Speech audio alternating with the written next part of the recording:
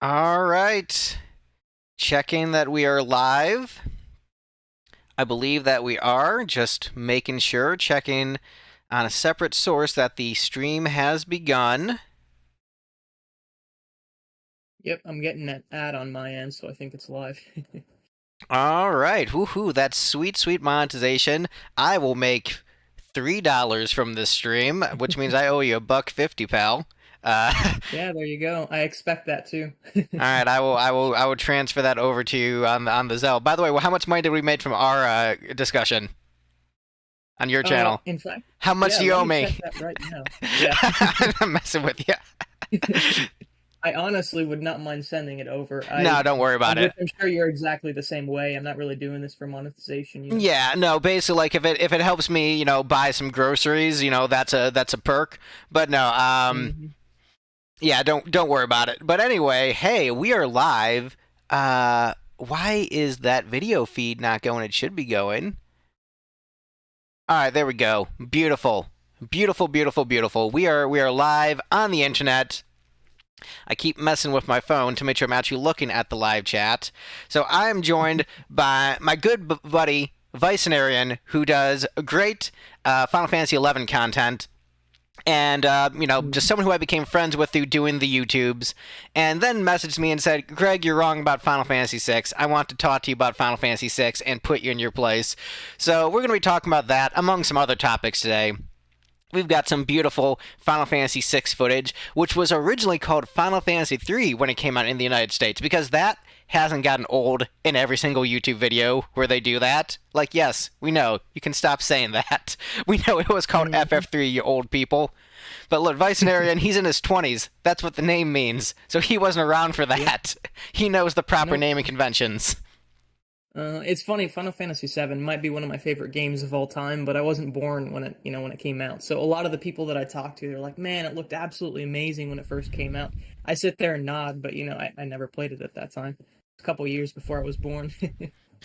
Yeah, and I was around when it came out. I think 6 or 7 when it came out, and it was pretty mind blowing when you look at what video games were before that. And just how cinematic that opening movie was, and then it goes right into the action, and it's such a character-driven narrative, and just really exciting, really intense. Like, whoa, video games can be this. But then you have the elitist FF fans like, huh, didn't you know games were like this before? We played Final Fantasy III on the SNES, and it was already like that, but even better. Yeah. I'm not sure I heard anyone make that claim, but I'm telling you, there is a huge group of Final Fantasy fans, which the fan base is really split up into 5 categories at the moment, but one of those is really, really passionate about 6, and I think I fall in that camp to some degree.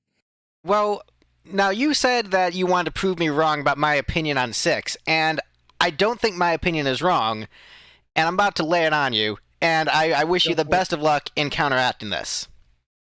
Because I am, I'm not a 6 hater. I am a centrist. So my opinion on Final Fantasy VI is that it is an incredible video game.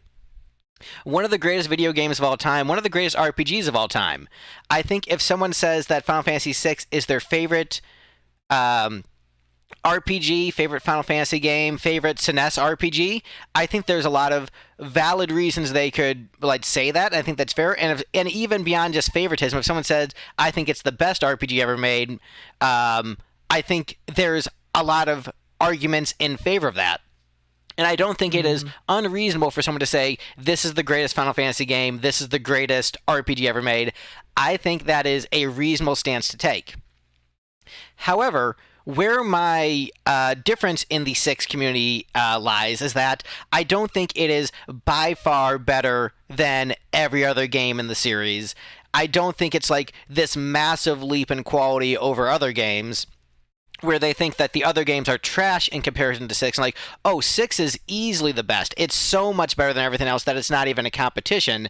I think that it's on a lot more even footing with a lot of the other games, and I think it is of average quality for the series. Doesn't mean it's not one of the greatest games of all time, but it's just Final Fantasy is home to a bunch of really incredible games, and a lot of them are competitive with 6. So Hmm. it's not that 6 isn't great. Like it doesn't do it as much for me as a bunch of other games in the series. It ranks more in the middle for me, but I think it's reasonable Hmm. to rank it as number 1. And so my stance is that 6 is overrated in the sense that people act like it is leaps and bounds better than everything else in the series, and I think it is in competition with other games in the series. So if you think it's the best, I think that's fine. I just don't think it's like 100 times better than other games in the series, which means I hate FF6 and I'm a hater. By saying that, like, it's not by far better than everything else means you hate it. Yeah. So here's the thing. I agree with you. I think our opinions are largely the same when it comes to looking at six as an entirety. But you have to understand, you made what, 16 ranking videos if memory serves? Yes, I So there are a made. lot of smoking. Yeah, there are a lot of smoking pistols about your opinions on six in that series. I And I've mean, listened to, I think, all of them. Yeah, go for it. I mean, 6 ranked high in some categories. It ranked number 3 in Yeah. villains. It ranked number 5 in cast, which a lot of people thought like I was ragging on the cast. Like that's still top 5. And I gave my Hmm. reasoning is like, look, I'm sorry, but like Gogo and Umaro like are fun, but like to act like 6 has like the most depth of any FF cast is just not true. There are some weak links. That's just a fact. Um, so like there's a lot of really good things about 6. And when I first played 6, like when I was first starting up the game, I loved it. And it's just Hmm. it's but the thing is it fell off for me in the latter half. Terra didn't necessarily work for me as a character in terms of her arc. In terms of like lore and design, she works for me. But there's enough things with 6 where it doesn't reach that pinnacle of just like this is absolute perfection with zero flaws. Like no, there are some flaws. Most of the game's positives override the flaws for most players, and a lot of players will put it as number 1, which I think is reasonable. But I don't think it's again my thing with 6 is not that it is bad. That is not what Hmm. I've ever insinuated about 6. Yep. I've got the definition of overrated up here. It's Go rated or for it. valued too highly. And then to overrate something is to have a higher opinion of something than is deserved. So, Hmm. again, if you think it's the best game in the series, I don't think that is unreasonable. Where I take it as unreasonable is that people say there's not even a debate and that it's so much better than everything else that there's no point in discussing it. And it's like, Yeah. no, I think that's I quite completely frankly agree with silly. you on that point. Yeah, I completely agree with you on that point. Okay, so I'm right. The So end. the Thank you. Thank yeah, you. there are individual topics that I really want to discuss, though. So, a couple topics. You talked about the story, particularly in the second half, falling off. You talked about some of your complaints with the cast, and finally, probably the most infamous one that I really just wanted to talk to you about, is the opera scene. But we'll save that for a little bit later. I mean, you I'm can dive also into the specifics, but as long as you agree with my core point of just like it's it's overrated by that metric in that like it's again, it's not leaps and bounds better than everything else by a wide margin. It's not Michael Jordan to Anders and Varejao. That's just not the comparison. yeah. Um, like say, I think it fits in line with the series. It's definitely, again, if this is your expression, top shelf Final Fantasy. Let's dig into the story a little bit. So, if you don't mind, kind of give your summary. And I see someone in chat, his name is Jesse, who was saying that if the staff trims some of that stuff down, it would be top three. Could you elaborate on that? I'd be interested in seeing that. But on the topic of the story, could you explain, I guess, for the topic of this debate, why you think the story feels like it drags in the second half or it has a lot of unnecessary stuff? So I think the second half, the pacing of it loses a lot of narrative momentum once we get to the second half of the story, where it just it feels like it drags me. And man, now I feel I'm really on the hot seat because I have to choose my words carefully. Because I'll be honest, I didn't prep for this because I thought my stance of saying, look, it's just not by far better than everything else in the series was like enough because I that was like my point was just winning that part of the debate. So now that I've won the debate, actually getting into the specifics I is where it see. gets Okay, tricky. yeah, you won the debate, right? I won the debate on whether or not it's overrated, but then this just comes down to like where it lands for me. And so the Mhm. second half, I think the overarching narrative, you know, plays second fiddle to a bunch of character beats and little side quest arcs, and a lot of them are really like unfulfilling and not very good. Like Realm's like little scenario is entertaining but doesn't really do anything for her character. Strago is just like, I'm hypnotized. No, wait, never mind, I'm not. Gao, like, isn't really doing much of anything. I'm trying to remember if the thing with his dad was before the World of Ruin or not. I think it might have been before. So there's not really much going on with Gao. I think Celes in the World of Ruin is actually a really strong start. And I think she is really excellent. And I think Locke has some good character payoff in the World of Ruin, but it's it's basically just like a scene. Setzer's World of Ruin stuff is good. Edgar's World of Ruin stuff is actually kind of doesn't really offer much for his character. It's just kind of like a filler quest. And so a lot of the World of Ruin stuff feels like filler that isn't necessarily core to the themes of the game. You could argue that Terra's stuff in the World of Ruin is kind of core to the themes of the game, but I don't buy it as a continuation of her arc. It just seems like a weird, sudden transition that there wasn't really set up for.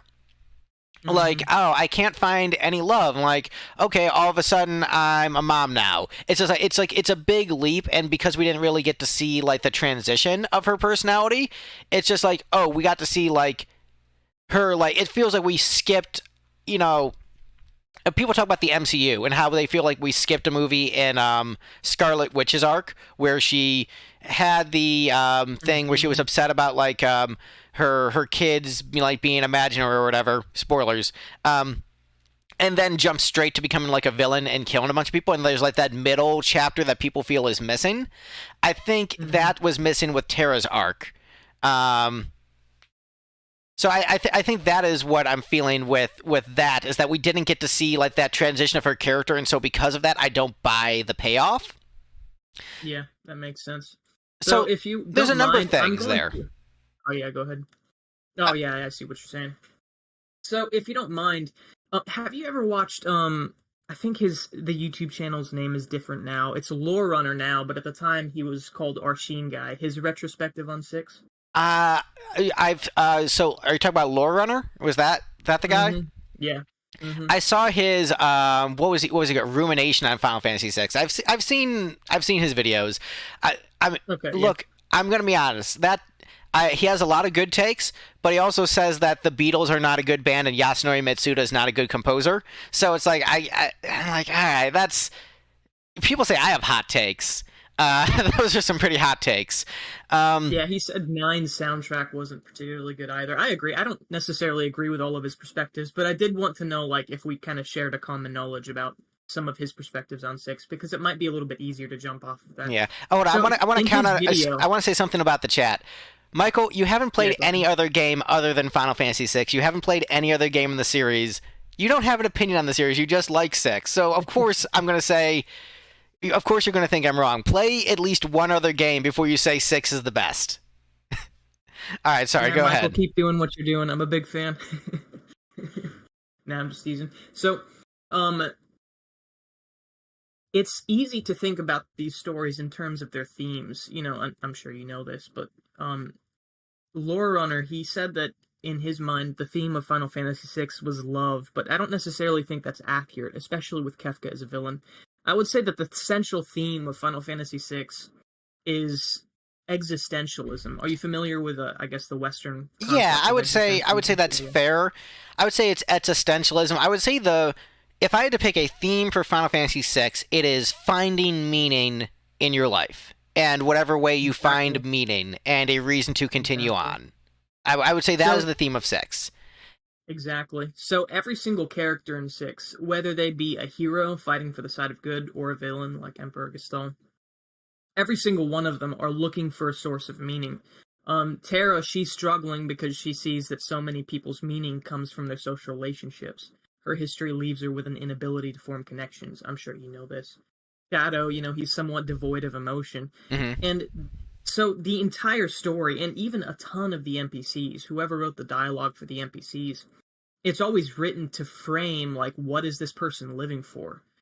Cyan's story is a perfect example. He's borderline suicide in the second half. And, by the way, this is going to spoil almost everything Final Fantasy VI related, so if you don't want anything spoiled, you might want to click If you don't want anything spoiled, why are you watching the stream? Why? I don't get it. But yeah, I think... Anyway... I think Cyan. Sorry to So jump off that point. I think Cyan does have a very good arc. So yeah, yeah.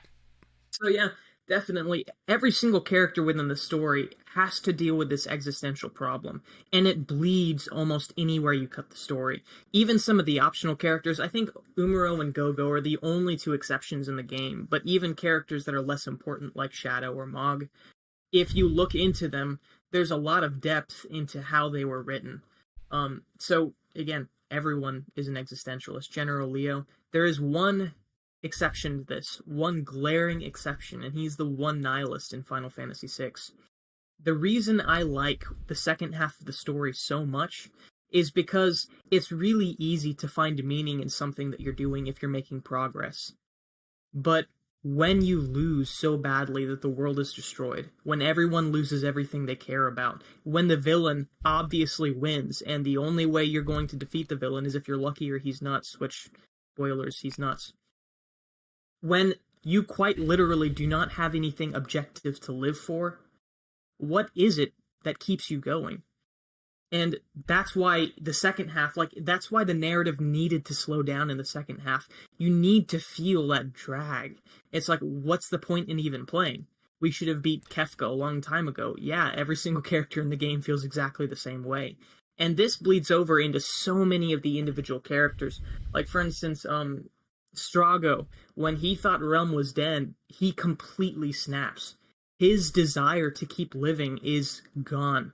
He doesn't have anything to live for anymore. And him going nuts and then come to find out he's not nuts, the only thing that snapped him out of it was because he realized, wait a minute, there is still something to live for. And again, that's so many of the individual cast in Final Fantasy VI are weak links, kind of like you said. I don't disagree at all. But the reason I'm willing to forgive so many of the transgressions of each of the individual characters is because it paints the whole picture so well. See, I don't know if it does paint the picture so well, in that I think that a lot of the weaknesses of the story kind of bring down the overall themes. Like, I agree with you, like, that is a great core for a story, and I don't think that 6 necessarily does it bad, but it's not that even 6 does existentialism, like, the best in the series, necessarily. I think that you could argue that 7 also tackles, that. 9 tackles that. A lot of games in the series tackle existentialism. And I think because the cast is a bit bloated and because a lot of the characterization can fall a bit flat, like you're talking about Strago, I think the idea behind Strago's arc is good, but is the execution behind it that strong? I don't really necessarily think so. And I think the pacing of the narrative, because it's so loose and meandering, I think if someone says World of Ruin is the best part of Final Fantasy VI, I get it. But I've met a lot of players who drop the game at the World of Ruin and they just get bored. So it's not that you can't tell a great story that way.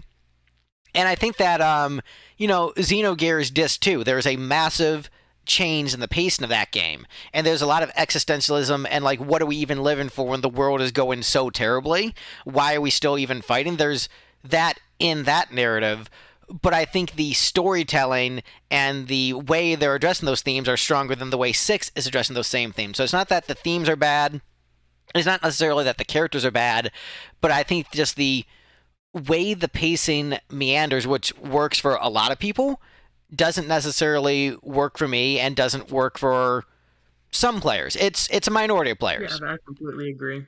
So again, my point, which Michael says I've lost the debate, my point is not that you can't say that 6 is amazing and not that 6 is the best. My point is that it's not leaps and bounds by far better than everything in the series. That is my only point of contention. On that topic. We agree 100% on that. I'm not trying to argue that 6 is the best. I'm just trying to argue about individual story elements of it. So yeah, I mean, I still think it's great. When I'm making points about it, yeah. So one thing that I wanted to address, someone in the comments said the existentialism in 6 isn't unique. There are some video games that do it better. Xenogears might be less of a video game and more of a work of art. So I don't really want to get into some of those, particularly Xenogears. I mean, Xenogears is a masterpiece, so that's just. I mean, Yeah. it's So unfair to compare other video games to Xenogears, like unfair to compare other basketball players to Michael Jordan. Like you can, but it's not very nice. yeah, exactly. So back to the topic of six.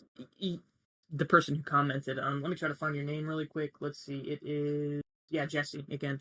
We got some good people in the chat. Jesse was on some streams with me. Jobin, he plays Final Fantasy XIV with me, which we might talk about a little bit later. Oh, awesome. Yeah, definitely. I completely agree. Existentialism isn't a unique theme to 6, but I don't think any game in the series goes to the length of Final Fantasy VI to explore the idea of existentialism. So, if memory serves, as soon as you finish, as soon as you get into the world of Ruin, there's one party member that you can recruit. Aside from Celes, two party members. Once you have those two party members plus Celes, you can go and take out Kefka. Do you remember who those three characters were? I know Setzer is one of them. Okay, Setzer. And is it Sabin? I I don't. think it is Sabin, yeah. Setzer and Sabin. So, the reason I think existentialism is best explored in 6 is to a player who does not want to explore the world, to a player who does not want any story, or to a player who does not want to have to deal with the slow pacing. Quite literally, the canon for that person's playthrough is everyone either dies or they give up and die. To that player, the only ending they see is that 3 of the original 14 to 16 party members, I can't remember how many there were exactly, only 3 of them find a reason to live. And the game rewards you by showing that more party members find meaning in life, find a reason to live the further you play. And to me, that's something that I really, really deeply resonated with. So, there's that, but also, in Final Fantasy VI, Kefka is always seen as kind of a weird guy, someone that no one can really take seriously in word, only in deed, if you know what I mean. Mm-hmm. And then in the end, there's this really lengthy monologue where Kefka shuts up for an extended period of time, and every single character walks up and has that anime speech. That, on one hand, feels a little bit weird, but on the topic of existentialists trying to explain to a nihilist exactly why they're living, it's really compelling. Oh, I agree with you. Really compelling. I think that part is really great. I think that's a very powerful moment. Like, again, I'm not a 6 hater. I'm just not a 6 worshiper in the same way that other 6 fans are worshipers. Like, I still love it. And so these moments where we're talking about just oh man, I'm really into that moment. Like, a lot of those moments I am also really into. Opera scene being a little bit of an exception, but a lot of those things from the game where people are just oh, Celes jumping off the cliff is such a highlight and it's so powerful. I agree. That's the speech with Kefka where they're all the players are talking about their reason for living at the end of the game. I agree that is powerful. So I'm with you on that. So again, I'm really a centrist. People think I'm a far radical, but I'm really a centrist on 6. Yeah, that makes sense. I don't think I'm a radical, but I'm relatively close, just based on how much of that stuff, that I really, really like. Also, one topic that I wanted to touch on really quickly before moving to the opera scene, I think we found some common ground on the story, given the fact that you're centrist, I just wanted to elaborate why so many people do think it's leaps and bounds ahead. I don't. I think it's a bit unreasonable to say that 6 is leaps and bounds ahead, exactly like you think. But I can understand why so many people think that. Really quickly on the topic of Terra and Celes, one of the reasons that I really appreciate they aren't wrapped up into one character, I know we're going to disagree on this, but one thing that I've found in a lot of, I guess, modern fiction is there's not a lot of existential exploration of parenting. And that's one thing that I really, really like about Terra's characters. It's one of the few exceptions in video games where you find a character that's relatively numb to people, but the only people she's found a capacity to really love and care about are her children. So, it's actually one of the reasons that I like Kratos' character arc in God of War 4. I really want to touch on this because I think that I actually agree with you and disagree at the same time. I agree that there should be more explorations of paternal love and familial love as being a way a person can find love rather than just romantic love. Yeah. But I think that the characters of Celes and Terra would have been stronger if you have her looking for romantic love throughout the game. You have more time with her and Locke to bond if you have her and Celes combined into a single character. But then you have her finding that meaning in family and parenting and being a mother, I think that would hit even stronger if we had the character beats given to Celes given to Terra, and then have Terra still find a way to be a mother. I think that would make her arc more compelling. By splitting them up, it's not satisfying either. Celes, you get like the bittersweet. You don't necessarily know where she's going to land romantically, which I do enjoy. Like not knowing if she's going to really end up with Locke or if it's just never really going to go anywhere. So I do enjoy that bittersweetness. And I do like where Terra lands, but I don't like the way we get there. Like I think that is a good resolution to her arc, but there wasn't the building blocks necessary to see us get to that point satisfactorily for me, versus if you combined her with Celes, and so she's like looking for love. Well, maybe if this man loves me. As a guy whose favorite movie is Frozen, where the real true love is the love between family, not just the romantic love. You can still have the romantic love, but that's not the most important thing. We would be talking about Terra being one of my favorite Final Fantasy characters ever if she was combined with Celes. You had that looking for the romantic love, it not succeeding, her living in this world of ruin, being like depressed, suicidal, but then finding people who need her and then stepping up as a mother. Now that would be, like I said, like maybe like a top 2 or 3 Final Fantasy character. But because they're split, I don't think that makes them as strong. Yeah, it's interesting because for me, and again, this is entirely subjective, so I think we've kind of come to the bottom of this discussion, but it actually makes the character arc stronger for me, the fact that they're split. So oftentimes in fictional representation, the story arc of a female character has to do with her romance, and like I have no problem with that. I think it's great, but it is also absolutely awesome to see like female character arcs that either have to do with motherhood or female character arcs, like in Final Fantasy XI, for instance. A lot of those character arcs have nothing to do with either. So to me, having both representations of a solid character arc that has to do with romance and a solid character arc for motherhood, it just made it more enjoyable for me personally. And like say, I'm not saying you're wrong by any means. But there's an important thing we need to address, is that they did imply Terra looking for romance earlier on in the game. They did have little hints of that with Locke and with other characters, and her feeling dejected as she's trying to figure out love, but they didn't really pay that off necessarily, and so there wasn't like that transition of her then finding motherly love. It just sort of happened off screen. And I think that if we followed her character more and had that transition, because I'm agreeing with you that search for motherly love, or that finding a motherly love being a more, I think it would prove the point you're trying to make about how you don't need to make a female character be focused on romantic love. I think that would prove the point even stronger if, society is telling her this is what you need to do. You need to find a romantic love, and she finds love in her own way. And, I think that makes the arc even stronger, personally. Yeah. That's really interesting. Like, say, I've heard some people talk about their, their disappointment with the lack of romantic attachment that Terra has. Especially because, like you mentioned, it is hinted at before, but she expresses the fact that she can't really make heads or tails of it.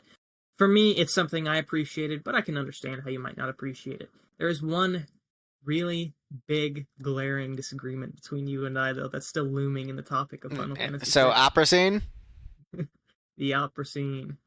So here's, right, go ahead and spout off your wrong opinion about it now. So here's the thing about the opera scene, is that I think it's a good scene, but we haven't had too much time to spend with Celes by the time we get to the opera scene.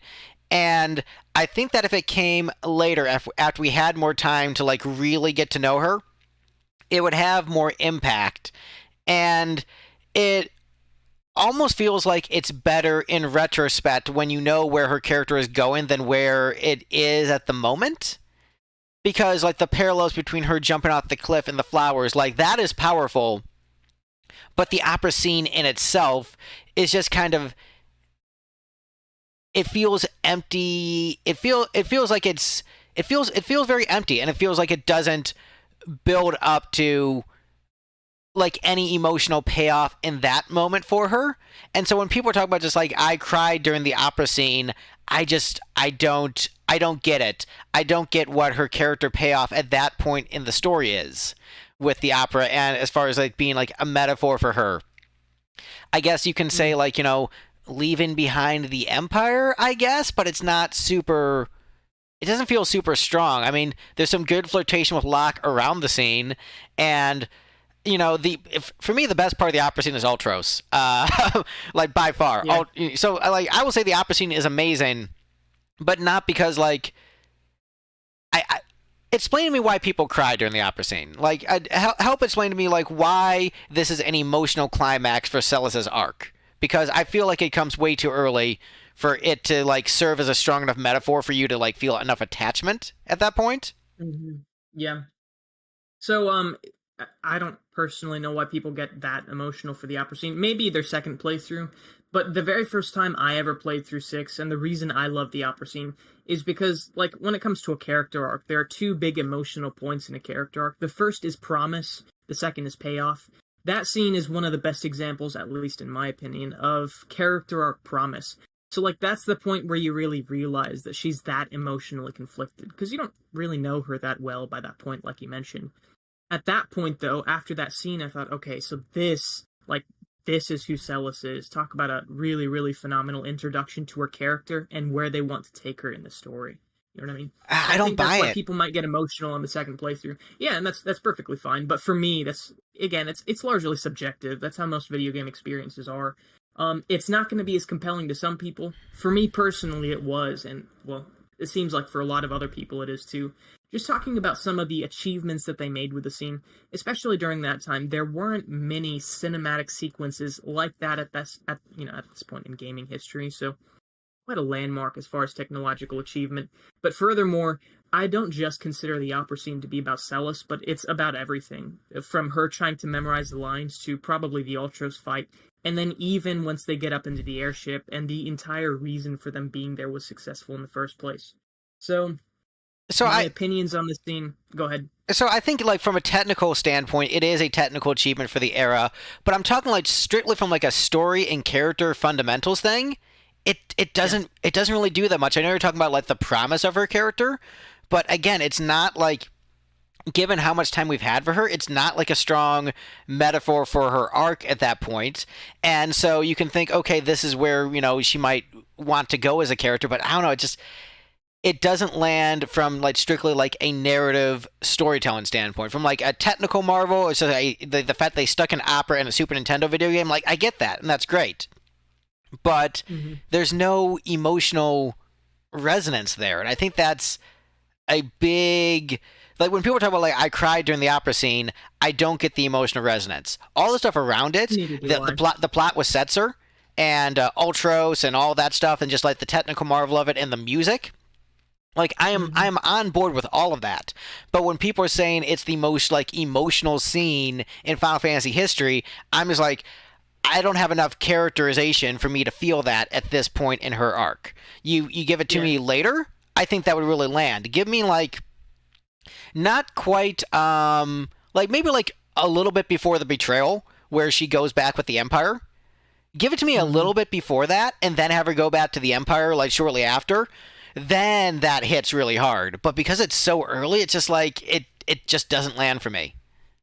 Yeah, and I also want to point out, for me personally, the reason I love it isn't necessarily its emotional impact. I do appreciate, at least for me, what it does for Celes' character, but not like from an emotional standpoint. So when I was playing through Final Fantasy VI the very first time, I'm gonna try to explain it from a player's perspective, my first time anyway. You know that you're trying to get an airship from Setzer. So you think to yourself, okay, well, I don't exactly know what that entails. You find out about this bootlegged plan about having one of your friends dress up as one of the lead opera singers that this guy is interested in. So already going to the opera house, you feel like this is a really indirect bootlegged method of trying to get, the airship from this random guy. You go into the opera scene, and during this bootleg sequence, you see, like, one of the characters, and you are given promises for where the character's going. For me, that wasn't particularly emotional, but it was really cool. So you're already, like, 2 layers into this really, really weird plan. And then Ultros comes in, and you have to, like, climb up into the rafters. So while this really incredible technical scene is happening with the opera, while this slightly interesting story arc is happening where you need the airship, all of a sudden this giant talking octopus crawls up in the top of this thing, and you're trying to stop him from, ending the show, so to speak. It's like there are 3 or 4 different layers to that one scene, and it all happens, again, in one scene. There isn't individual payoffs for all 4 points. Right. It pays all 3 of those pieces of tension off in one cohesive scene. Again, I don't think it's particularly emotional, but from a player's perspective, that was probably the most fun I had in the game. Because, like, in a 1-hour sequence, you get an airship, you stop Ultros from dropping away, you are promised information on a character, and now you're interested in seeing where they're going. So I just realized we basically agree on the opera scene. We basically agree that, like, there's no emotional resonance in the scene. It's not very good from, like, the emotional resonance of Celes' arc. And we agree the stuff around it is very good. So, like, I think I won the debate again, because we actually agree on the opera scene. You're quick to call draws a win, but I like it. It's perfectly fine. Well, because also, I'm a centrist, so a draw is a win with a centrist, sir. That is how it works. That's funny. You've got the harder task. You've got the harder task in this conversation, because my task is just to prove to you just like my opinions are centrist and not unreasonable. You have to prove that the centrist opinions are unreasonable. You've got it much harder in this debate. Nah, I think I'm perfectly fine. Now, one thing that I also wanted to point out about the opera scene is, for me, the very first time I played through it, I took Edgar and Sabin with me. And this is probably one of my most memorable points in the entirety of the story. You know about Edgar's little story arc, about him using the double-headed coin, about him flipping it to see who would leave the Kingdom of Figaro. And in that moment, Edgar tells, I think it was Celes. She tells Setzer that she'll spin a coin for it, flip a coin for it. And it lands on heads. Setzer likes the double-headed coin. In that moment, Sabin walks up to the coin on the ground. He picks it up. He looks at Edgar and he says, "Edgar, this coin." And then his head goes down. So, again, because of the technical limitations of the console, they weren't able to give a huge emotional payoff to this scene. But that was like a 4th layer to the opera scene, where it's like you've got 4 different points of tension, and all of them are going wacky different directions. And you have a payoff between the twin brothers. And I think that part is great. I think that part is excellent. You're listing off parts I agree with you on. Yeah, exactly. So when you put all of that stuff together, I think it is one of the best executed scenes in the game. You know what? I think if you put it that way, it's an excellent scene, except for the part that everyone says is excellent about it, which is the emotional crying over Celes. Like, that is the part where I disagree. Like, all the parts you're mentioning are the parts... We agree and I win. We both win. But the thing is, all the parts that you're mentioning are not the parts that people talk about when they talk about the opera scene, is the trick. See, it's funny, because I've talked, like, for instance, it's really funny. For a while I worked at a tree trimming company, and one of the guys there I found out was a really, really big Final Fantasy fan. When the topic of the opera scene came up, he never mentioned it being emotional. I've also talked to some people online, so it's interesting that, like, from your experience with the community, all of them talk about how emotional the opera scene is, because that hasn't really been my experience when it comes to talking about that scene in particular. Yeah, because all the parts you're talking about I think are great, but it's around the opera itself rather than, like, the individual, like, scene of the opera itself.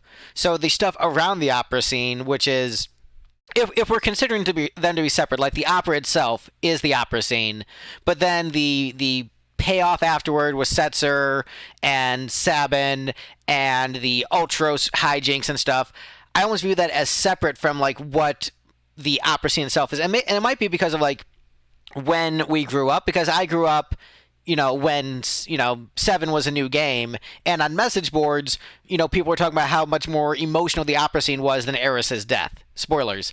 And I was like, are you sure? Are you really sure that this is more emotional than the death of Aerith? Because I'm going to politely disagree about that. And so I've seen these arguments for years, and don't get me wrong, I have seen some people talk about, like, the coin flip and the Ultros bit I think is great, but I found 6 fans love 6 and don't like Ultros, which is like, why do you not like the best character in this game? You're loving 6 wrong. But, like, all the stuff you're mentioning, like, is stuff I agree with. I mean, 6 has a lot of really, really great, amazing elements. I think that, for people who say that Tetsuya Nomura can't write, like Shadow is an extremely well-written character, and I think his arc is actually done brilliantly. Where like I do like when video games are a bit more like explicit with giving you the stories of the characters, but Shadow being a character you have to work to get his entire backstory for, I don't mind because I think it actually works with how mysterious he is. Like I think that fits his character well. So like there's Yeah. a lot of things about six I will offer heaping praise on. It's just there's certain elements I think get overpraised slightly. Yeah, and it's funny because as you're talking, I'm kind of realizing our disagreement doesn't really lie in the scene itself. It lies about like how I understood your video on the scene because you talked about it in one of your videos. I was assuming you were grouping all of that stuff into the opera scene. No, Where just now I'm realizing you're just picking out like literally the scene where literally the opera part of the opera scene. No, the other stuff I Yeah. think is incredible and great, and I love it. And you even think the opera scene's good, just not emotional, right? Like you Yes. mentioned. Yeah, I think it's like it's Exactly. well directed, well done. The music is fantastic. So, and the trick is like you can do 10 hours worth of video essays, and you can think you're covering your bases, and you're still gonna miss some nuances there. Uh, Yeah. and like with that 2-hour 11 video I did, I'm still getting plenty of comments like you're wrong about this like thing, and you didn't properly explain this. I'm like, man, it's already a 2-hour video. It's just a lot of Yeah, stuff to man, talk it's about. crazy. Yeah, and the crazy thing is, like, when I did my 11 videos, I cut more out of the scripts than what was left in the scripts. So, like, I the believe it. Rise of the Zillart video, it was like 26 minutes, I think it wound up. And the original script would have been like an hour long. But I was so determined to make the videos as short as possible to make sure that if someone does stop by to click in, they're the most likely to finish them. As a result, though, literally in like the comment section on every single one of my videos, I think the entire playlist is about 4 hours long. You've got like dozens of people saying, "Oh, you missed this. You didn't Yep, explain this." yep. It's like, man, I did my best. I can't imagine how it is for you and like a beast of a 2-hour video. Right, and that's why I said, like, look, this is going to be a brief overview, and even a brief overview is 2 hours, and if I miss stuff, it's just because there's a ton. We got some really good comments in the chat I want to touch on. Yeah. Michael saying, I don't need to be with other women to know my wife is leaps and bounds better than other women. That's my feelings on six. You know what, Michael? You actually won the debate. Wives are great. Your wife is the best woman in the world, except for my wife, who is better. And then Jobin had a really great comment. Think about the juxtaposition between Celes being imprisoned without direction to her leading the opera and the promise of where her life can go and the freedom of finding meaning. I think that's a really great interpretation of it. I don't think it necessarily lands based upon, again, how much time we've had with her character. But I think that's probably what they were going for, and I do like that. I like it in concept. Again, I just think I needed more time with her character for it to land with me, and more of like seeing her journey of like wanting to find meaning and trying to find meaning. I just felt we didn't get enough of that by that point for it to quite work. But those are two really great comments. I wanted to shout those out. Yeah, and to touch on that topic really quickly, I think for me, the reason it works for me and maybe not even for you is because you were wanting that kind of scene in a payoff rather than a promise. I think about the Lilith scene when she fails, again, big spoilers for those who haven't played Wings of the Goddess, but when she fails to save her father from being shot by one of the Spite Wardens, you remember that? Yeah. Again, it's a really emotional scene in the story for someone who's playing it through the second time.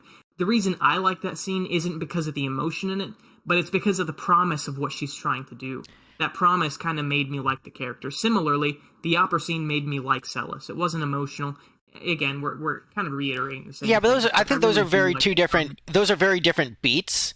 Because one is like you already knew Lilith's goal before that, and she was trying to do it and failed, and then but still trying to like pick themselves back up from a failure.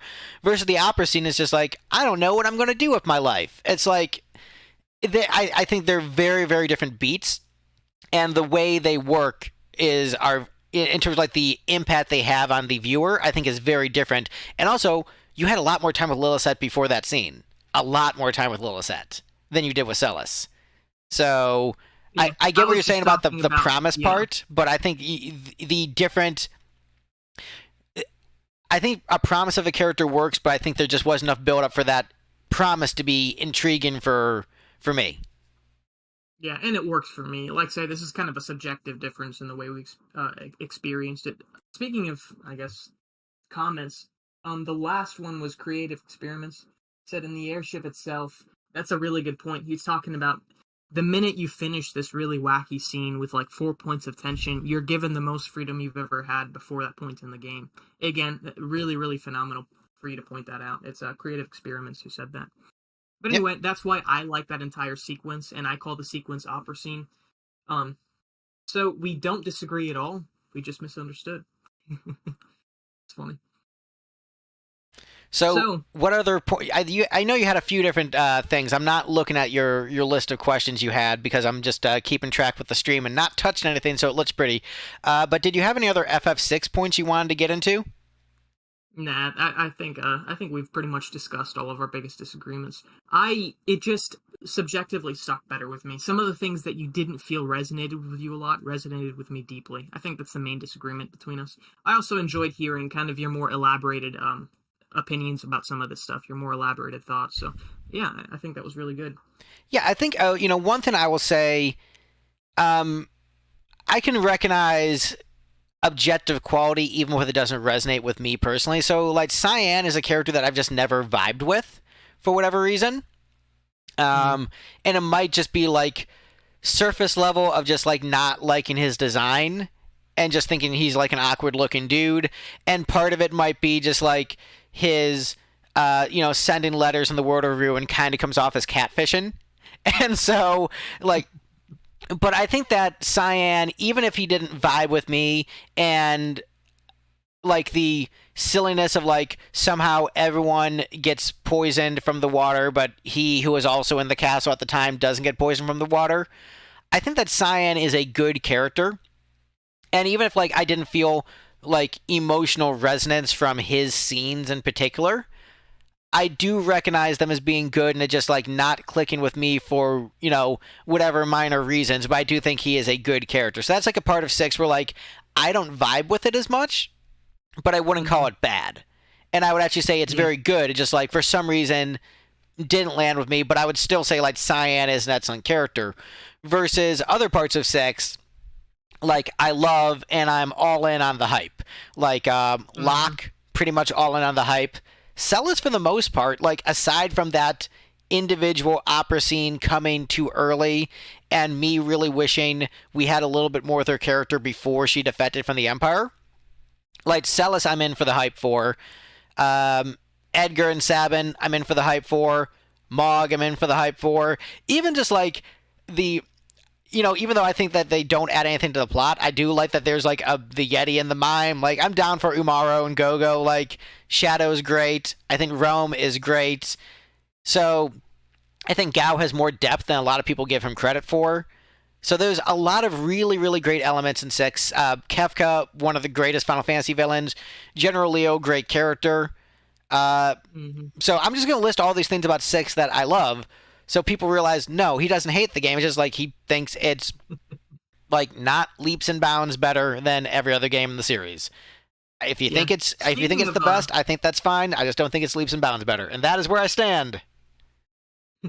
you talked about Cyan for a minute. That reminds me, we haven't even talked about the combat system, which I don't have a lot of elaborated opinions on. I did want to hear what your thoughts on Magicite and relics were. Here's kind of my quick thoughts. I personally, this might come across as quite negative to some. I personally think Final Fantasy VI's combat system is a huge step backwards from 5. I still think 5 to this day has one of the best combat systems in the series. Um, that having been said, again, we don't even disagree on this topic. I just wanted to hear your thoughts on it. You had mentioned not liking 6s as much in your battle system ranking, largely because it was, I guess, a simplified version of the job system, but you never got into Magicite and Relics and their impacts on the combat system. Could you elaborate on how you thought that impacted the combat system? I mean, I'm as far as combat systems in these games, I don't care as much. So this is like, so take that with a grain of salt. I'm not the combat system guy, I'm mostly the story guy. Um, Yeah. the 6's combat system, it felt to me like you had some of the individual like character uniqueness of 5, like 5 and 4, where the characters are unique and offer a distinct role in the story. But then with, Magicite and Relics, you can basically just teach them any spell, essentially. And you're just going to get all your characters really good with magic because that's just going to be more useful. You're going to give everyone Ultima, and then they're just going to largely function the same way with like some minor differences and like attack power and stuff. And so, like, 6's combat was just like a giant ball of like, I don't care, I'm just doing this to progress the game. It didn't offer like the creativity of the materia system or the job system of 5, which like it's not my favorite job system in the series. I think Tactics does jobs way better than 5. And I think 3 is fine. I don't think it's as good as 5, but I think it's fine. So when you're looking at 6, it's like it's more micromanagey than 4, where you could just play through the game and your characters learn new abilities that they level up. I think that is still a very underrated system of progression. It's simple, but there's beauty in that simplicity. Everybody has their role, and the fact that they keep changing party members on you means that you can't rely on the same strategies over and over. So, and versus 6, it's uninteresting to me. The fact that I really hate the main battle theme probably doesn't help. Boss theme might be like, the best song in the series. Like one of the best pieces Nobuo has ever done. I think it's incredible. Like I will like cry listening to that battle theme because it just like means so much to me. But like the battles themselves are just like the combat. Like I don't care for the most part. It's not that challenging. The customization isn't really that interesting. It's fine. It's fine. It's a normal RPG. It is a very normal RPG. I think there's a lot of depth in some of the systems that you weren't that you might not have been aware of through your playthrough. But like you said, I'm really more of a story first player, a little bit like you. So I don't think I'd be too interested in touching on like how some of the level up bonuses with Magicite might affect the relics. But anyway, there's a little bit of that. I'm aware of it, but just like I just didn't care because the game wasn't hard enough for me to care. Yeah, like I didn't need to min-max for this game. That's unfortunately the story of so many Final Fantasy games. So many of them are really, really easy compared to what they could be. So a lot of these really phenomenal battle systems, they never really shine, I love the battle systems, and I really enjoy playing through the games, but I think a lot of them could use just a little bit more difficulty, particularly the PS1 games. For me, like 7, because the materia system was so creative with the different combinations you can do, I thought that was more fun than and plus like the flashiness of the limit breaks and summons, like that was just exactly where I wanted it to be. 8 breaking the game was the most fun part of the combat in that game. It's just breaking it. And then 9, I think 9 has a really good blue magic system. And that was the most fun I ever had with Blue Mage in any of the games was in 9. And so even though the battle speed was slower and Trance definitely sucked, like the fact that I had so much fun with Kina, from a gameplay perspective, kind of justified whatever flaws that had. Versus 6, it's just a really normal RPG. And so again, as we're talking about 6 being, in my opinion, overrated, if we're talking even purely from a gameplay perspective, 6 is not the best game in the series, or if it is, it's not better than all the other ones from a gameplay perspective by a wide margin. It is a very normal, in terms of gameplay, purely gameplay, you can debate story and character, but in terms of gameplay, it is exactly average for the series, at least for that era. Yeah, that makes sense. All right. Well, I think we've pretty much discussed everything that I wanted to discuss in Final Fantasy VI. Just a quick heads up, too. In about 6 minutes, at least for me, it's going to be 12 o'clock here. I'm going to need to go do something. Literally, it's going to take about 45 seconds. Just want to give you a quick heads up, a couple minutes in advance. I can talk to the chat, so that's fine. If you want to do that now, I can. Yeah. Okay, that's perfect. Give me 1 second, if you don't mind. All right, so chat, what are you thinking? How does... All right, I'm going to read Jobin's comment. Maybe I missed that at the beginning before happening, but how does 6 story compare to 7, 10, and Tactics for you guys? For me, the quality of the story in order would be 7, 10, 6 Tactics. I mean, I would put 6 at the bottom of that list. Tactics is weird. It really fluctuates, my opinion on how much I love the story. Because And it's like it's one of my top tier Final Fantasy games, but I recognize that like it also like 6 is kind of bloated and it can be a little bit harder to follow. But I think that the pieces and tactics work together better than the pieces in 6 do. So I think that maybe is why it works. And also I think it's like it dives into the themes deeper than anything that 6 does. But I mean, you've seen my ranking videos on those, so you know where all those land for me. And you can always ask me more when we're playing 14 on on Monday. And I'm reading Creative Experiments last comment. Yeah, the pre-internet charm of 6 and like the different secrets you can find are definitely cool. And like, you can save Shadow, and like you can save Sid, like that kind of stuff is wild. There's a lot of really, yeah, you can love your character badly if you don't plan on in 6, but like you have to just be like actively bad at RPGs to love your character badly. And even if you do, like you'll have enough other characters where it's not an issue. So, again, it's like it is so 6 is so for me just in terms of like mechanics, average quality for the series. Like purely on a mechanical level. But again, I don't really care as much about mechanics. Yeah, so really quickly, I want to at least give my opinion on Joe Bin's. He talked about missing the beginning. I personally, me and Greg disagree a little bit on this, but I personally consider 6 to be, well within maybe the top 3 of the series. There's a charm to that style of storytelling. It's like the high abstract form of storytelling. In fact, I really wish that more AAA game studios would try to tell like pixel art video games, because it gives you so much flexibility on telling interesting stories without having to go into an unbelievable amount of detail and animation for every single scene. So I personally think 6 is able to capture a lot of the advantages of that storytelling medium, as well as capitalize on the advancements of technology at the time. So I really think highly of 6's story. Again, it's a bit of a disagreement between he and I, but not that much. He's a centrist on 6, so. I am a centrist on 6, which, again, graphically, I think you could argue it is the peak of pixel art for that era if Chrono Trigger also didn't exist. Yeah, I still think 6 and Chrono Trigger are pretty close. I think you're right though. Chrono Trigger is better. Now, are you saying better in terms of graphics or better overall? Because I think better overall, but I think definitely in terms of graphics, I think the biggest weakness for 6 is just like the muted colors make a lot of the environments look like a little dreary and repetitive, versus the brighter color palette of Chrono Trigger really makes everything pop. Yeah, that makes sense. All right. Well, you were talking to, I think it was Joe Ben, about you guys playing 14. What server do you guys play on? I think it's, what is it?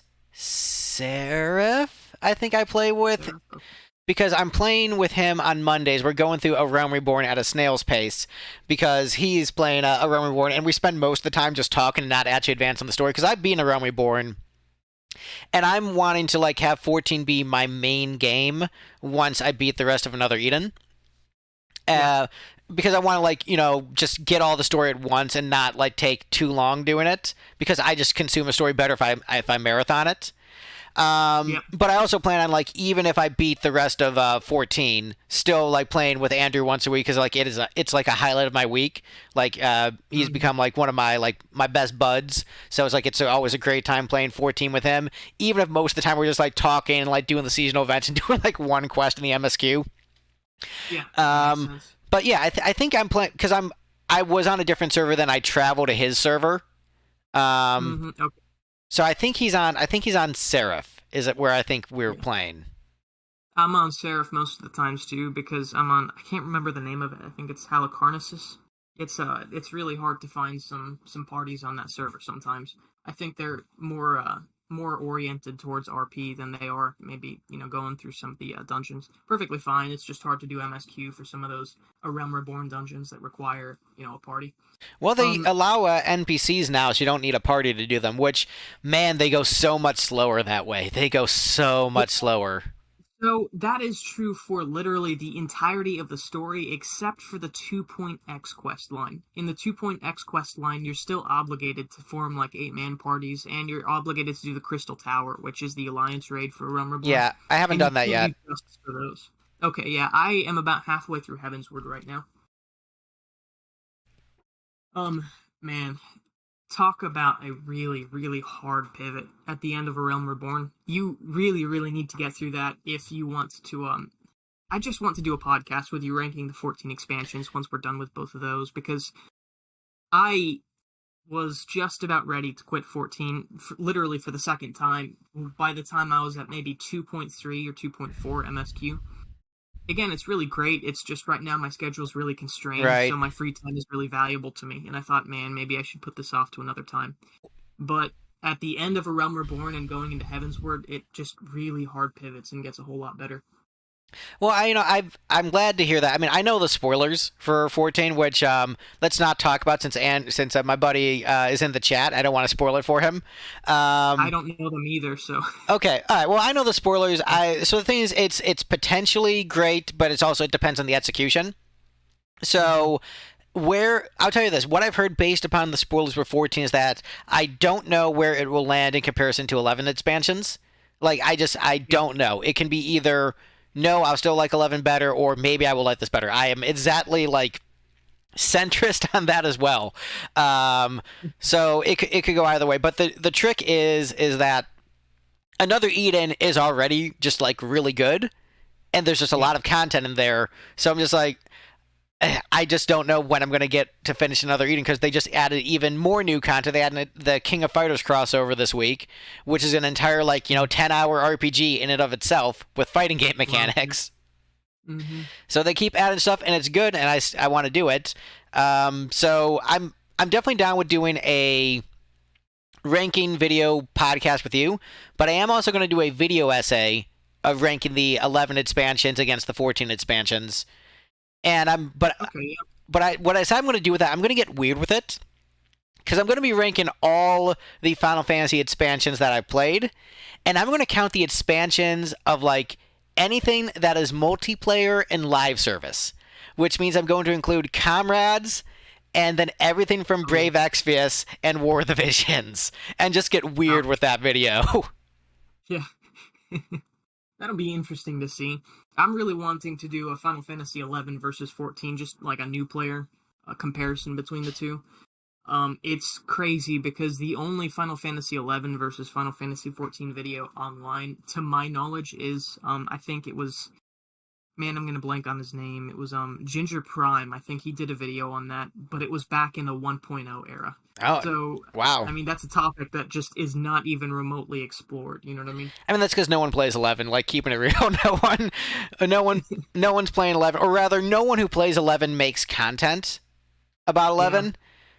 Yeah. Because there are plenty of people who have beaten all the 11 expansions, including TVR, but no one has bothered to do a video essay on it before me.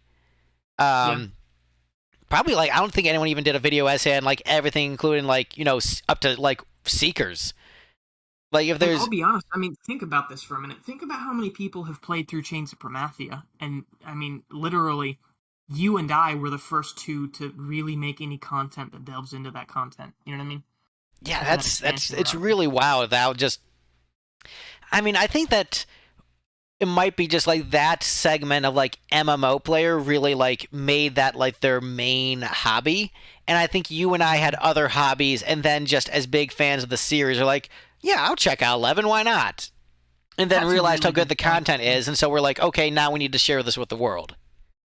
So I was thinking about this a little bit. If you think about a Final Fantasy player, usually what Final Fantasy fans do is when they start a game and let's say they want to 100% it, they have an allotted amount of time. So let's say 60 hours for a game, 40 hours for others, 100 for others. Right. If you are a Final Fantasy fan and you play through 11 and you've got 60 hours to enjoy it, you're going to spend all 60 doing Chains of Promathia and then the side content. But if you're doing that for Final Fantasy X, you might finish in 40 hours. So if you're a video editor, you're well, I want to keep playing 10, but there's no more 10 to play, so let me make a video essay about it. You see what I'm saying? Yeah, I think that's part of it. And I think also because it's also where 11 landed, because so many people skipped it. it was the one that everyone skipped, and then no one went back to it. And then 14, because you had the colossal failure of it, and then the rebound story of A Realm Reborn, plus how easy it is to just plug and play. I think, and the very generous free trial, which 11 does have a 14-day free trial. Like, I think that's not good at all. Yeah, it's like you're. Although, I might get most of Voidwatch done during this free login period, so that is cool. Dude, yeah, you should. It's been, if memory serves, it's been a long time since I've played Voidwatch. I don't think I did on the character Aldo, so I might want to go through that and re-experience it. It's funny, his username is LN, he commented Genji Gloves. I think that right there makes you lose the debate about Final Fantasy VI combat system. But I won't get into that. We're already done discussing it. I mean, you can bring it. I don't even remember what the Genji Glove did. So I had a particular build on Shadow for one of my playthroughs. I gave him the Esper that made his strength go up. So literally his strength was completely through the roof by the time I got the Genji Gloves. And depending on how you use Shadow, you could get him to attack 8 times. So I soloed I got it. Leg of the final dungeon with Shadow, just using some sort of self-healing sword and a boomerang. It was really, really fun. Yeah, I forgot about that, but yeah. No, I mean, you can do some fun stuff with it in 6. Don't get me wrong, it's not a completely lacking of customization game. It's just, it's not as rich and quirky, as 7 or 5, maybe even 10 in some ways. Yeah, I agree with that. So, anyway, again, sorry for that really, really wild rabbit hole that I jumped down real quick. Speaking about Final Fantasy 11 and 14, though, you're talking about how few people played 11. I saw something on Reddit, I think it was yesterday or this morning, I can't quite remember, but someone was talking about which version of Alexander was the best on the subreddit, and there are a couple comments saying, 9 and 14 are the best because you can actually, explore inside them. And I thought to myself, man, these people don't know anything about, Final Fantasy XI's version of Alexander. Literally, there are 4 giant zones and several pieces of content in Final Fantasy XI that's dedicated to exploring Alexander's 400-year-old corpse. And, it is awesome the entire time, so... Anyway, Michael missed the opera scene a bit. No, we actually fully agreed on the opera scene. Yep, it was just semantics. So when I talk about how much I like the opera scene, it was everything leading up to it, the execution and everything past it, in that sequence. And Greg, the reason he didn't like it as much as other people was because he said that it wasn't as emotional a payoff, just the opera scene itself. So, really, I mean, we don't really disagree too much on that. We both think that entire sequence is really, really good. Yeah, all the stuff around the opera scene itself. The stuff before the opera scene and the stuff after, the opera itself is where we both think it's it's good technically, but doesn't have strong emotional storytelling to it. But the stuff before and the stuff after is good. Yeah, which, to be clear, I still think it does exactly what it needed to do in promising Celes' character arc, but Greg didn't find that as compelling as I did. So, again, it's just subjective difference. We both agree that entire sequence, the whole thing in general, is really, really well done. Speaking of the opera scene, man, I keep wanting to switch over to 11 and 14, but I just want to get this out there really quickly. It's funny, you talked about not being able to suspend belief for Celes' singing. I'm also a musician. I've done a lot of singing, and I play several instruments. For me, it's crazy because I never really had that aversion to it because, if you're going to suspend belief for anything, I mean, Titus picks up a sword. You know what I mean? Yeah, but he's also, he's a pro athlete. He's already in peak physical condition. So it would make sense that, he being a superstar athlete, really, really fit, muscular, could pick that up quickly.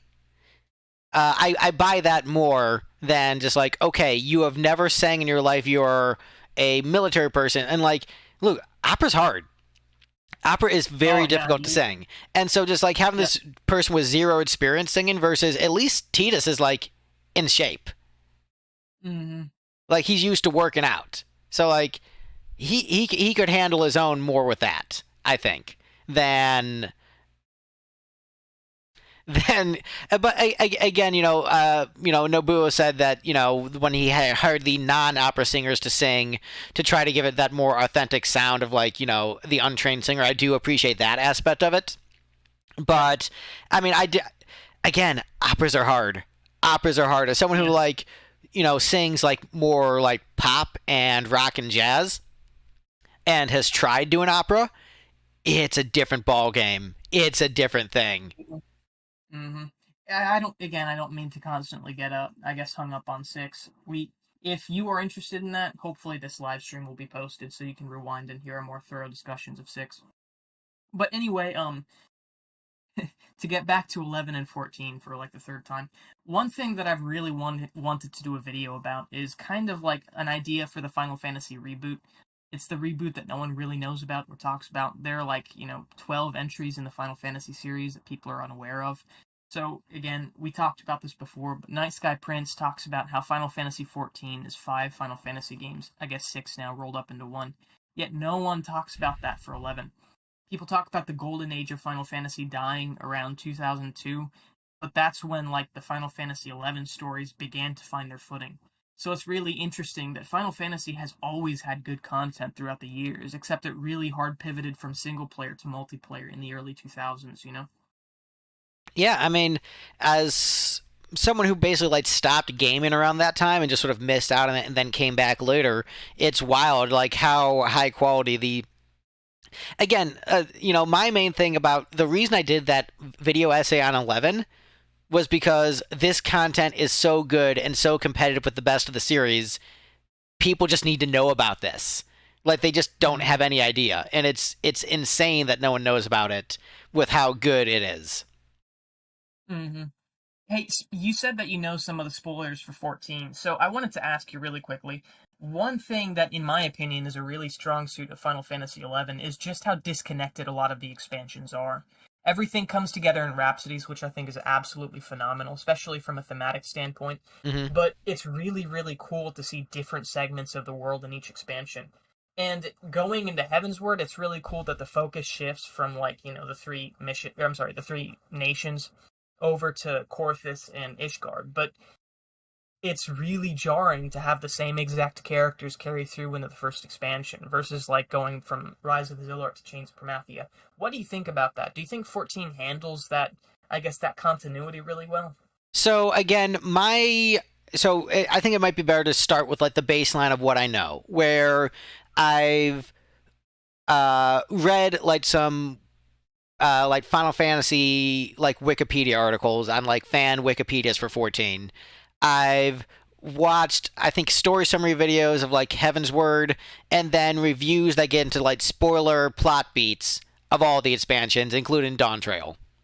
So, but I don't necessarily have like specific things memorized. There's like a couple like standout things like, oh, this interesting thing happens and this spoiler happens with this character. But like if you said, Greg, recite me the plots of these expansions and how they all tie together, I would not be able to do that. But I know like the general vibes. Mm-hmm. And it's also hard for me to judge based upon like not knowing how it's executed. Yeah. But I think that there's plenty of good ways to tell a story, and you can tell a really good long-running story that just continues to build and build and build from like a core base where it starts. Mm-hmm. So I think like a comparison I would maybe make, it's not maybe the best one, but it's just what comes to mind. If you compare, let's say, Dragon Ball to Naruto.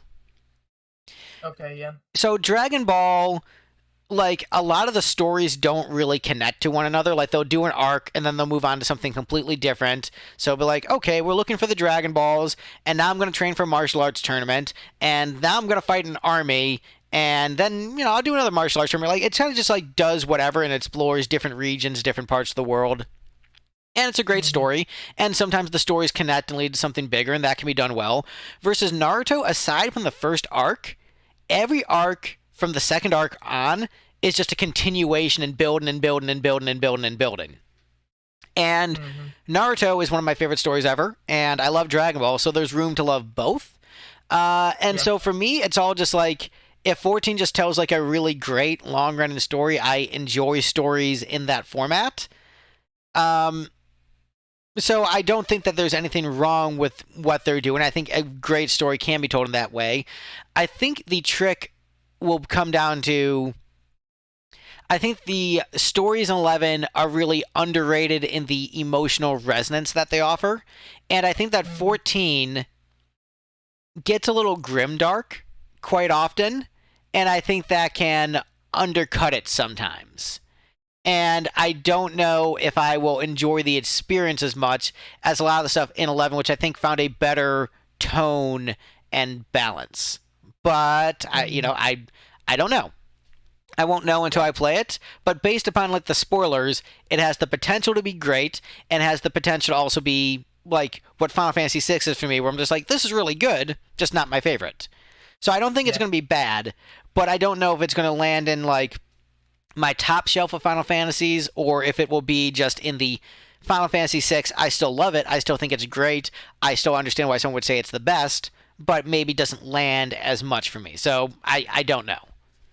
hmm That makes sense. I'm seeing someone in the chat saying creative experiments. It's his username. I haven't actually found another Final Fantasy game to set a new standard and have as much impact as six, and stopped playing after 12. What Final Fantasy games have you played after six? Again, it's not to attack you or anything, but I find it really interesting to have conversations with people who have like a taste for that older, more pixelated form of storytelling. A lot of Final Fantasy fans you talk to now, they either haven't played those games or they only have a preference for the newer stuff. So it's really cool to find someone who has preference for that older stuff. I still think five is phenomenal, by the way. Yeah, and I'm But I'm a four stan. Like if you watch my stream where we were ranking the characters, and I was trying to get like every character in four into S, and then I kept getting shot down. So like don't think that like oh because he doesn't like six, he doesn't like the pixelated ones. Well, I oh do like yeah, six, but like the way that everyone resonates with six is the way I resonate with four. I resonate with four hard and adore that game. yeah, that makes sense. Um, Going back to your topic about, I guess, the more continuous storylines. One thing I really, really liked about 11 is the fact that when the storylines were continuous, they had really, really high impact. So, like, the payoffs for the Sandoria brothers and Treasures of Ottergon was so beautifully done. And it's really, really subtle. So if you haven't played through the Sandoria storyline, then you wouldn't think much of it. But seeing those two guys actually competent after fumbling everything for like the first, I don't know, 30 hours that you spend with them, it's really, really satisfying to see that like the lessons they learned in that story arc, it's actually paying off in one of these expansions. I know I'm not sure if I would like the entire storyline to be about just the Sandoria brothers like it would be in 14. I'll have to see though. Maybe I might like it more. Who knows? But it is it is again a really, really interesting topic. It's funny because I really like the single player game so much, but because of how much 11 is underappreciated, I find myself talking about 11 so often. I find it really unfortunate that like a conversation of the best Final Fantasy villains will almost never include Lady Lilith or Hades. A conversation about like the best executed Final Fantasy summons will never include a conversation about like Final Fantasy 11 Alexander or 11's Odin. It's just crazy because there's so much good content in 11, and it's practically just non-existent in the Final Fantasy community. Yeah, I mean that's why I made that video because I felt it like a public service, and I might not have made it if I had discovered your channel like before I did it because I was already like Mhm. knee deep into the project and then found your channel like oh this guy is also doing this. Oh, I've already put in all Mhm. this work, so I'm just gonna finish it. But if I had found your channel sooner, I might not have done that video. Yeah, yeah, that makes sense. I'm glad you did because honestly, more videos like that need to be around, in my opinion. Again, it's crazy that so few people make content about that. Creative Experiment, he said that he's played 7 through 10 and 12. So you really are a big fan of like the older style of Final Fantasies then, at least from your taste in 6 it sounds like, right? That's really cool too, seeing someone who appreciates those older games. Um with the popularity of 14 and now 16. I know like the core Final Fantasy fan base really, really don't like 16, but I mean a lot of people who don't have a lot of familiarity with Final Fantasy seem to like 16, but it with each new installment into the series, the fan base seems to split further and further apart, just in terms of like who likes what game. So it's really, really interesting to find someone who really likes six. Yeah, I really like the story for 16. I watched all the cutscenes for it, so I haven't played it, but I thought the story was really great, and I'm very confused as to why people think the story is bad. Like, I don't understand. People are saying like I don't like how it turned into like a, you know, we must, kill the demiurge thing at the end, and I'm just like, it's a Final Fantasy, like that's just kind of what they do. Like I'm surprised you didn't see that coming. Hmm. So one could argue like, well, maybe they've hit that beat too many times, it's repetitive at this point. But I thought they did enough interesting things with it where it worked. I thought Clive was a great character. 16 has the best Sid in the series, which I didn't think anyone would top my boy from 7 because of the nostalgia factor. But I'm just like, nope, this is just a better Hmm. Sid. Music is great. Like I could understand maybe like the gameplay loop could get a little frustrating with the lack of Yeah. variety, but I mean, story wise, like people complain about the story. I don't get it. It seems quite good to me. Hmm. So, Joe Ben, he mentioned 16 is the first mainline game that isn't an RPG. Yeah, I mean, to some extent, it's an action RPG rather than being a traditional RPG. Some people want to call it an action game, but man, I think some a lot of people judging the quality of a Final Fantasy game based on how similar it is to other Final Fantasy games. I think it's something that really kind of I guess it confuses me a bit. Nothing wrong with that take, by the way. I completely agree that the game really could have used more variety in its gameplay loop. But it's interesting that people say, well, this is more of an action RPG than it is like a traditional RPG or a traditional RPG with action elements, and therefore it's negative. I don't know, man. By the way, that's not you, Joe Ben. It's just a lot of people online. I don't resonate with that argument as much. I find it perfectly valid because I felt that monotony, especially about 50 hours into the game, just the lack of variety. But that's not necessarily the reason for it. You need to play 16. We'll talk about it once you finish it. I don't have the money for a PS5 and my PC won't play it. So it's really just like if anyone wants to donate a PS5 to the channel, I will play 16. But That's fine. I have enough Um, other games in my backlog where like I'm not worried about it. And like yeah. 15 was a game, I watched the cutscenes for and then played 5 years later. So I'm not worried about it. For me, like the story is the most important thing. I know I'm gonna get around to it. But like with another Eden Mhm. and 14, just those games by themselves, like that's more than a year between those two. So Yeah. like, and then I've got so many other games. Like I haven't finished all the Fabula Nova Crystallis games. So I want to finish the rest of those. Um, Okay. I take it typo 13.2, 13.3 maybe. I beat 13.2. I started Lightning Okay. Returns, but then I was playing it with my wife. She didn't like how dark it was, and so a lot of games, if Yeah. I start with my wife and then she doesn't like it, I don't get back around to playing them for years. And so, Hmm.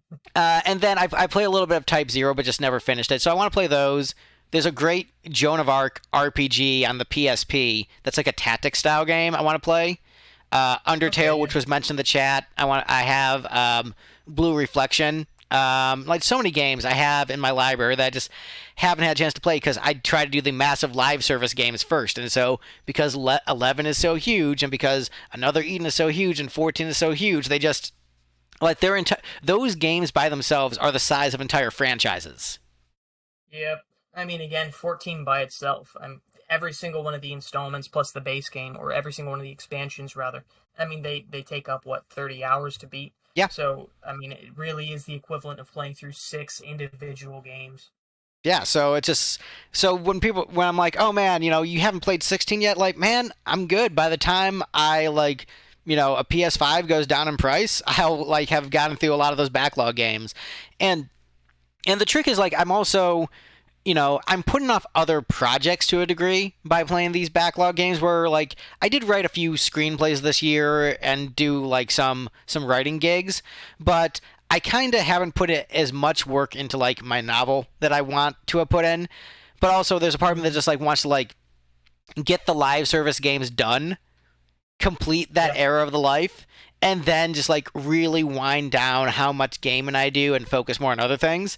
But just like Hmm. just getting rid of like Another Eden and 14, which like don't get me wrong, like I love Another Eden and I'm having a great time with it.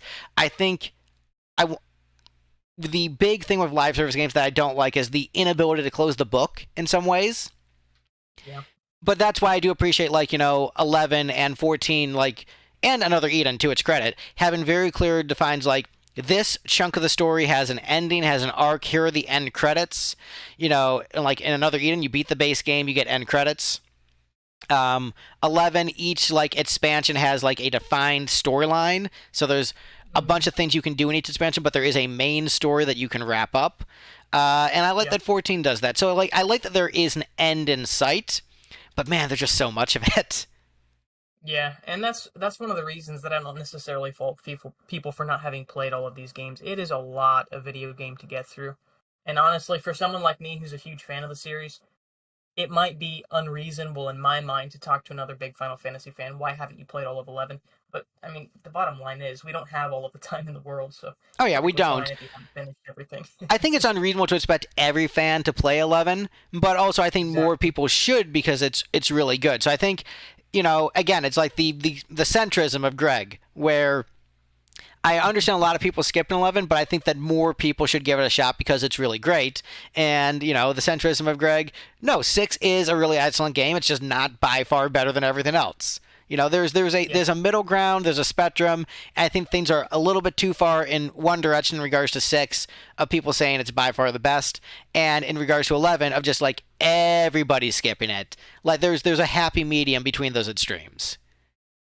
Yeah, for research, I put up a poll on the subreddit for Final Fantasy, like which Final Fantasy games have you played and finished or played a certain amount of. And if memory serves, quite literally, it had 2,000 responses, if I remember correctly. And almost every game broke over 1,000 responses. So the lowest one was like 1,100. The highest one was close to 2,000, where the max number was. So almost everyone has played it. That was Final Fantasy X and 7, by the way. And then all the way at the bottom, Final Fantasy XI had literally like 300 votes, meaning that of the 2,000 people who played it, I'm sorry, of the 2,000 who did your poll, only 300. Yeah, exactly. So that's, yeah. And the next lowest number, keep in mind, was over 1,000. It was almost triple what Final Fantasy XI was. And the people on the subreddit, they're the most diehard Final Fantasy fans. I mean, that's why they're on the subreddit talking to others about the series, Yeah, I mean, it's... And there's so many videos I see where like ranking all the Final Fantasy games, and then they're like in parentheses except 11. Like yeah, no kidding. That's where it gets like really funny to me. Where like, look, if you're gonna do a YouTube content thing where you're ranking all the games, you gotta at least play 11. You can't just out, and especially if you include 14, but then skip 11. It's like. Mm-hmm. You're just being silly at that point. I think that is cheating. Mm-hmm. And again, I also think it's fine if someone gets on and says, "Here's the deal: I haven't played through 11." Perfectly fine. But some people who say, "I'm not counting 11 because either it doesn't have a main story or its main story is so different from Final Fantasy," but then you're going to throw 14 in there. It's a little odd. Yeah, I think if you're ranking all the games and if you're excluding the MMOs, I'm like, all right, I think they're good. I think they're worth playing, but whatever. But if you're including 14 and 16, you're including everything but 11. It's just like that's just you couldn't play the trial for a week. Like come on. Yeah, that's exactly right. I think I'm gonna have to get off of here pretty soon, about 10 or 15 minutes. So I just wanted to get a heads up in advance. If you guys have any questions in the chat, be sure to let us know before I get off of here.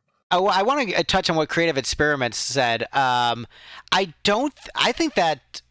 So I haven't played Remake or Rebirth, but I've watched like story cutscenes of like key moments, and I'm going to lean into the Xenogears camp where like just because a story is maybe difficult to understand and the average person can't understand it doesn't mean that like the tools to understand it aren't all contained within the text, and doesn't mean that story can't be great.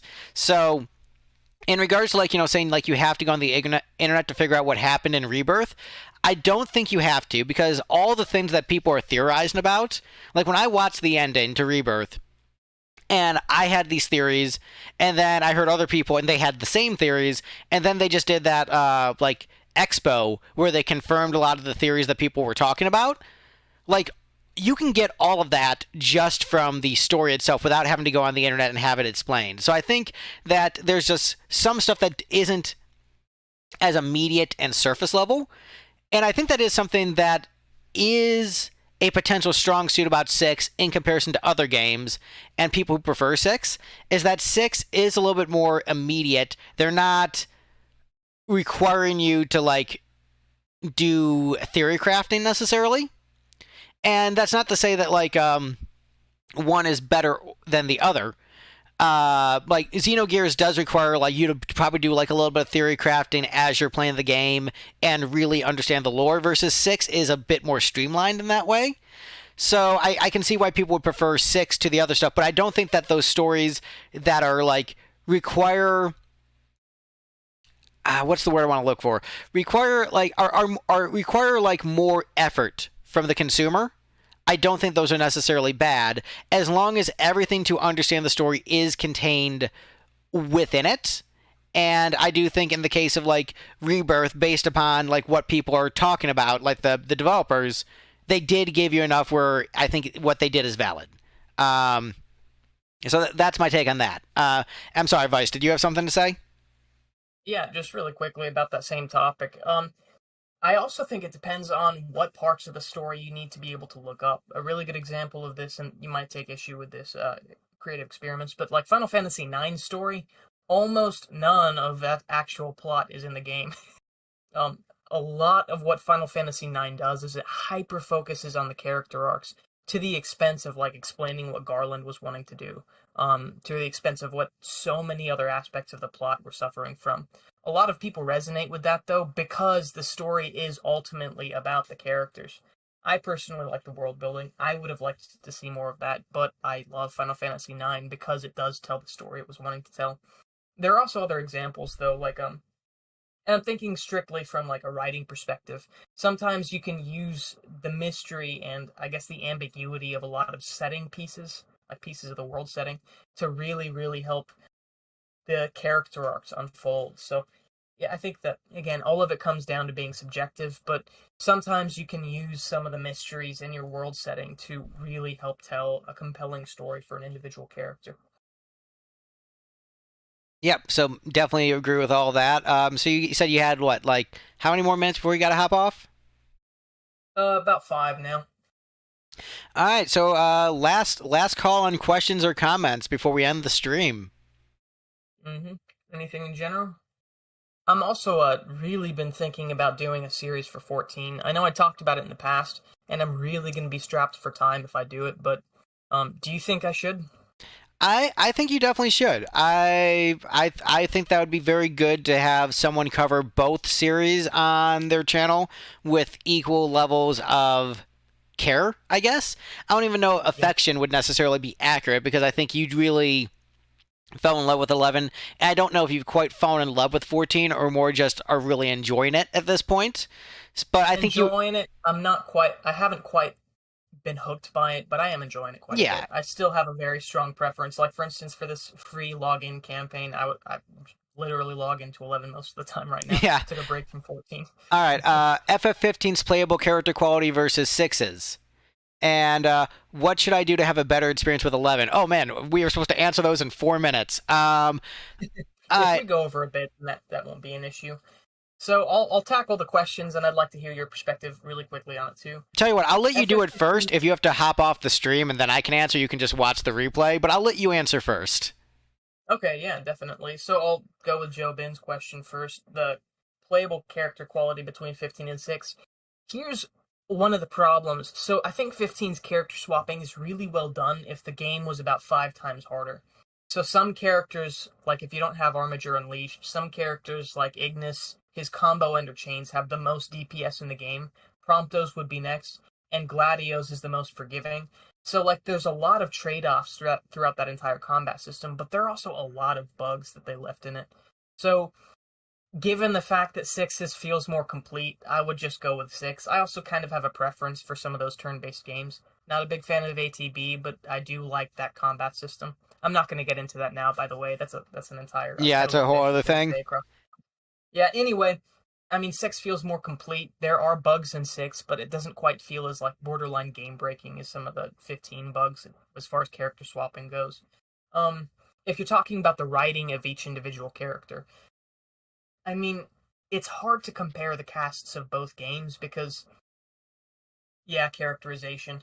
It's hard to compare the cast of both games because 6 sacrifices some of the individual character arcs for the whole and exploring the themes, whereas 15, like, it hyper focuses on each and every single one of the characters' adventures to the point of sacrificing the themes and the overall plot.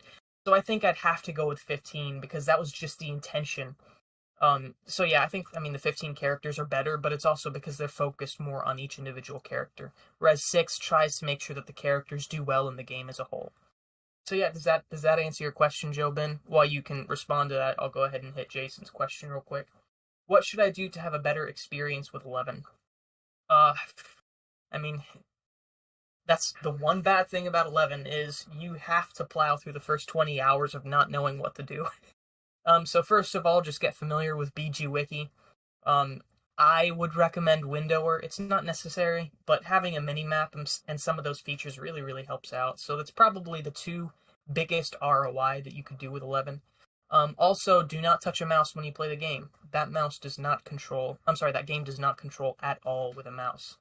Someone had mentioned it feels like you're trying to fly an airplane if you're trying to play the game with a mouse. It's 100% true. So set up a good controller or get used to keyboard. Get used to BG Wiki and maybe download Windower if you think some of the add-ons would help. Yeah, and I will let you go and then answer the questions, and then if you're just curious about my answers, you can just watch them off stream. But Vice, thank you so much. Made sure everyone go and check out Vicenarian's channel. He's got a lot of really great Final Fantasy XI content, and also did a chat with me on his channel, which you can check out. Which is really just for the 11 fans because we're just like going deep into spoilers, like ranking the expansion. So, but if you want, like, he does a good job of like not spoiling the stories for you in his videos or like giving you spoiler warnings. So definitely check it out for some really good, like, resonant arc quality video essays on 11 because Mike has been working on his Final Fantasy retrospective series for like 2 decades at this point. Still waiting on those videos? I think he's given up on it. He's also given up on those videos from last I heard. Dude, it's funny because you talk about the resonant arc. Were you there when he was Eisenwell Shire III? Way back in the day. I wasn't around back then because again I went on a JoJo-esque Bizarre Adventure doing hair metal for like a decade and a half, so I missed out on a lot of the early stuff. Yeah, that makes sense. Anyway, I gotta get off of here. It was an absolute pleasure. Really quickly, just to wrap up my response to Jason. Be ready for the first 20 hours to be the most confusing thing that you might you might have ever tried. Some people say they get past the confusion in 5 hours. For me, it was probably closer to 20. And consider just, getting through some of those stories. It really gets good at Chains of Promathia. So, anyway, again, thank you so much for having me on, and I'm glad to hear that you enjoyed this, Joe Ben. I'll talk to you later, man. Later, man. Bye. Bye. And then for you lovely folks in the chat, I will answer the question. So as far as the character quality, I actually think the characters in 6 are probably overall better than the characters in 15. I think that's where I rank them. I rank them above 15. I think the cast in 15 is good. I think it's underrated, but I think the characters in 6 are probably a little bit better, at least the highest highs of 6.